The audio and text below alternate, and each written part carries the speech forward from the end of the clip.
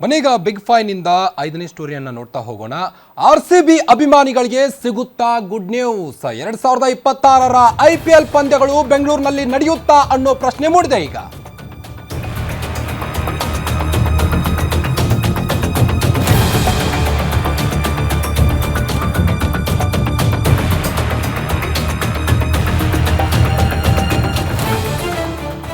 RCB ಅಭಿಮಾನಿಗಳಿಗೆ good news ಸಿಗುತ್ತಾ? ಯಾಕಂದ್ರೆ ಕಾಲ್ ತುಳಿತ ಆದ ಬಳಿಕ ಯಾವುದೇ ಮ್ಯಾಚ್ಗಳು ಚಿನ್ನಸ್ವಾಮಿ ಸ್ಟೇಡಿಯಂನಲ್ಲಿ ಆಗಿರಲಿಲ್ಲ. ಆದ್ರೆ 2026ರ IPL ಪಂದ್ಯಗಳು ಬೆಂಗಳೂರಿನಲ್ಲಿ ನಡೆಯುತ್ತಾ ಅನ್ನೋ ಪ್ರಶ್ನೆ ಮೂಡಿದೆ ಈಗ ಅಭಿಮಾನಿಗಳಲ್ಲಿ. 2026ರ ಮ್ಯಾಚ್ಗಳಿಗೆ ಸಜ್ಜಾಗುತ್ತಾ ಚಿನ್ನಸ್ವಾಮಿ ಸ್ಟೇಡಿಯಂ? ಮ್ಯಾಚ್ ನಡೆಸುವ ಸಂಬಂಧ ಲೋಕೋಪಯೋಗಿ ಇಲಾಖೆಯಿಂದ KSCAಗೆ ನೋಟಿಸ್ ನೀಡಲಾಗಿದೆ.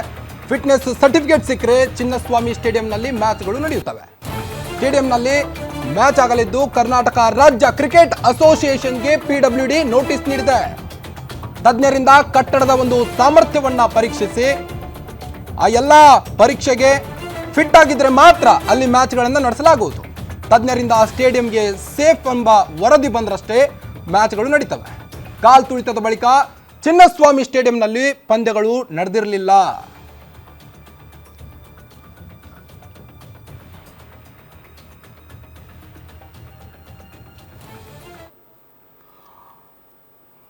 ಬನ್ನಿ ಈ ಬಗ್ಗೆ ಇನ್ನಷ್ಟು ಹೆಚ್ಚಿನ ಅಪ್ಡೇಟ್ಸ್ ಕೊಡ್ತಾ ಹೋಗ್ತಾರೆ metro bureau head Ullas S ಕಿರ್ವಾಸೆ.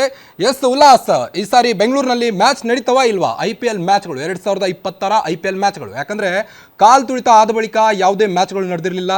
ಆದರೆ ಈ ಒಂದು ನೋಟಿಸ್ ಬಳಿಕ ಹೇಗೆ ಹೆಚ್ಚಿನ ಅಪ್ಡೇಟ್ಸ್ ಕೊಡೋದಾದ್ರೆ? ಕಾರ್ತಿಕ್, ಚಿನ್ನಸ್ವಾಮಿ ಸ್ಟೇಡಿಯಂನ ವಿಚಾರಕ್ಕೆ ಸಂಬಂಧಪಟ್ಟಂತೆ RCB ಮೊದಲ ಬಾರಿಗೆ IPL ಟ್ರೋಫಿಯನ್ನು ಗೆದ್ದಿತ್ತು. ಅದಾದ ಬಳಿಕ ಚಿನ್ನಸ್ವಾಮಿ ಸ್ಟೇಡಿಯಂನಲ್ಲಿ ಒಂದು ದುರಂತ ಆಗುತ್ತೆ. ಆ ಒಂದು ದುರಂತದಲ್ಲಿ 11 ಜನ ಕ್ರೀಡಾ ಅಭಿಮಾನಿಗಳು ಸಾವನ್ನಪ್ತಾರೆ. ಅದಾದ ಬಳಿಕ ಇದುವರೆಗೂ ಕೂಡ ಯಾವುದೇ ರೀತಿಯಾದಂತಹ ಒಂದು ಅಂತಾರಾಷ್ಟ್ರೀಯ ಪಂದ್ಯವನ್ನು ಆಡಿಸುವಂತಹ ನಿಟ್ಟಿನಲ್ಲಿ BCCI ಮುಂದಾಗಿರೋದಿಲ್ಲ. ಯಾಕೆಂತಂದ್ರೆ ಚಿನ್ನಸ್ವಾಮಿ ಸ್ಟೇಡಿಯಂನಲ್ಲಿ ಯಾವುದೇ ಒಂದು ಪಂದ್ಯ ನಡೆದ್ರೆ ಅಲ್ಲಿ ಬರುವಂತಹ ಕ್ರೀಡಾ ಅಭಿಮಾನಿಗಳಿಗೆ ಸೇಫ್ಟಿ ಇಲ್ಲ ಅನ್ನುವಂತಹ ಒಂದು ವಿಚಾರಕ್ಕೆ ಸಂಬಂಧಪಟ್ಟಂತೆ ಯಾವುದೇ ರೀತಿಯಾದಂತಹ ಅಂತಾರಾಷ್ಟ್ರೀಯ ಪಂದ್ಯಗಳನ್ನು ಆಡಿಸಿರಲಿಲ್ಲ. ಇದಕ್ಕೆ ಪೂರಕ ಎನ್ನುವಂತೆ ನಡೆದಂತಹ IPL ಅಂದ್ರೆ RCBಯ ತವರು ಕ್ರೀಡಾಂಗಣನು ಕೂಡ ಬೇರೆ ಆಗತ್ತೆ, ಬೇರೆಯನ್ನ ಗುರುತು ಮಾಡುತ್ತೆ ಅನ್ನುವಂಥ ಒಂದು ಮಾತುಗಳು ಕೂಡ ಕ್ರೀಡಾ ವಲಯದಲ್ಲಿ ಚರ್ಚೆಗೆ ಕಾರಣ ಆಗಿತ್ತು. ಇದೀಗ ಲೋಕೋಪಯೋಗಿ ಇಲಾಖೆ ಅಂದ್ರೆ PWD ಇಲಾಖೆಯಿಂದ KSCA ಕಾರ್ಯದರ್ಶಿಗೆ ಒಂದು ಪತ್ರವನ್ನು ಬರೆಯಲಾಗಿದೆ. ಈ ಒಂದು ಸ್ಟೇಡಿಯಂ ಸುಮಾರು 1969ರಲ್ಲಿ ನಿರ್ಮಾಣ ಆಗಿದೆ. ಅದಾದ ಬಳಿಕ ಅಂದಿನಿಂದ ಇಲ್ಲಿವರೆಗೂ ಕೂಡ ನಿಮ್ಮದೇ ಒಂದು ಸಂಸ್ಥೆಯ ಮೂಲಕ ನೀವು ಅಲ್ಲಿರುವಂತಹ ಕಟ್ಟಡಗಳ ಒಂದು ಗುಣಮಟ್ಟವನ್ನು ಪರಿಶೀಲನೆ ಮಾಡುವಂತ ಕೆಲಸ ಆಗ್ತಾ ಇದೆ.